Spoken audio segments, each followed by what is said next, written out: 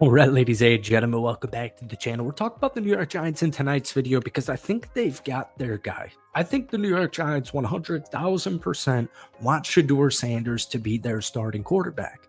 But I also think that the Giants know that the Titans are more likely than not going to take Cam Ward at pick number 1. I think they know the Cleveland Browns are more likely than not to take Shedeur Sanders at pick number 2. And so that they're trying to orchestrate this game of chess by being involved in Aaron Rodgers, being involved, willing to give up a first-round pick, a future first-round pick, not the third pick, for Matthew Stafford. They're in all of these veteran QB rumors when they just won 3 games, and it should have been 2, and they should have the number 1 pick. But neither here nor there, we finally got official word today that the Giants are a team to watch in trade talks for the Titans' number 1 overall pick. So according to The Athletic's Diana Rossini, she reported yesterday that the Giants are a team to watch on multiple fronts as they try and find an answer under center. She also added that there's been interest from teams wanting to move into the current number 1 overall pick, held obviously by the Titans. We've had the Jets recently, we had the Giants recently, and this was my favorite part because if this is real, right, if the Titans for some reason don't take Cam Ward at pick number 1, I'm 99.9% sure they're going to take Cam Ward at number 1. Somebody with The Athletic, with Diana Rossini, estimated the value of the number 1 overall pick for the Giants specifically would be the number 3rd overall pick and a mid-3rd round pick. I mean, is that a joke? I don't even think that works in a game of Madden, to be honest with you. But if that's the case, then the Giants will have Shedeur Sanders. But anyways, in addition to the 3rd pick, one thing the Giants have that a lot of these other teams like the Jets don't have is they also have pretty much a late first-round pick at spot number 34. So they are able to, let's say the Browns are actually willing to take a call. The Titans are actually willing to take a call. You can give up the 3rd pick and the 34th overall pick, and that's just something other teams can't really do. Anyways, before we get any further into tonight's video, hit that like button, hit that sub button for almost daily Giants content at this point in time. I'm absolutely amped for this team because I really want them to get Shedeur Sanders or even Jackson Dart, which we'll talk about in just 1 second.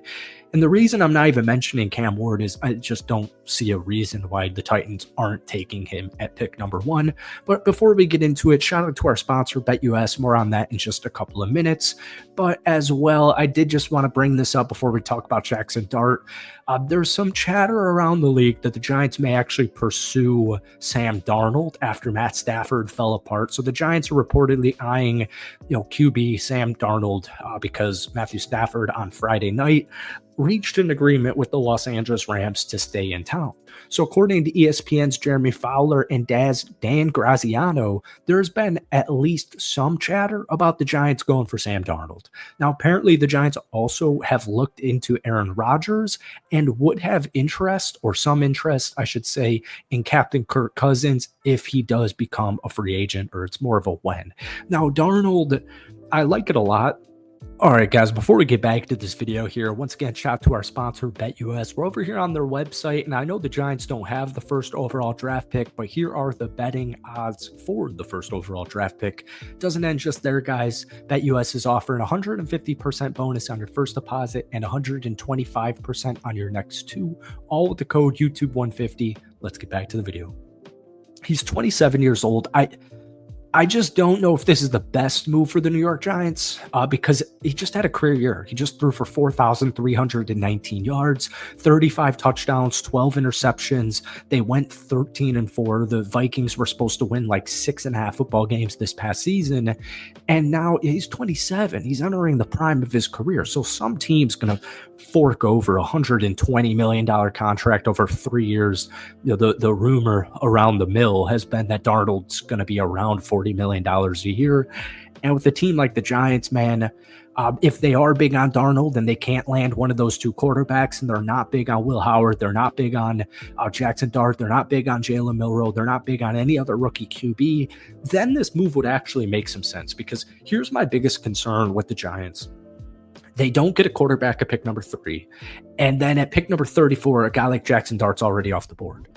But the big thing is free agency begins in 8 days. The draft isn't for 55 more days. So they have options, but the worst case scenario, once again, to me, is just not getting a QB at 3, not getting a QB at 34, and not signing the proper veteran guy to come in here and do his thing. But regardless, they're going to get a veteran QB. We don't know who it's going to be, and we don't know if it's going to be a guy like Sam Darnold or apparently Matthew Stafford, even though he's now a Ram, or if it's going to be a lower end guy like Aaron Rodgers on a 1-year contract or Kirk Cousins on a 1-year contract. So then we get into Jackson Dart, and I'll be honest with you, I'm not I'm not a draft scout or just by the college football or the NFL world, right?